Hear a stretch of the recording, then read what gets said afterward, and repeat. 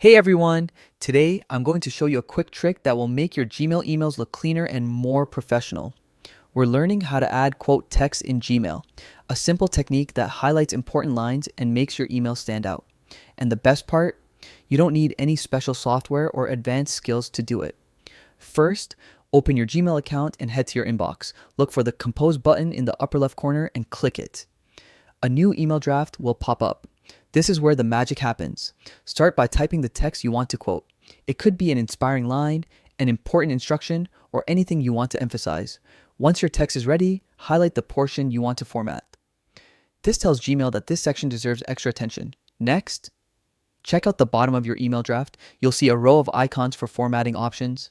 Click on the one that looks like an underlined A or a small T with a drop-down arrow. This will reveal more text editing tools. Now, look for the quote icon, usually represented by quotation marks. Click on it and voila! Your highlighted text is now styled as a quote. It stands out visually, making it easier for your reader to notice and understand your key points. This trick is perfect for emails that need emphasis, whether it's for work, school, or personal communication. Try it a few times and soon it'll become second nature. And that's it. A small tweak that can make a big difference in how your emails are perceived.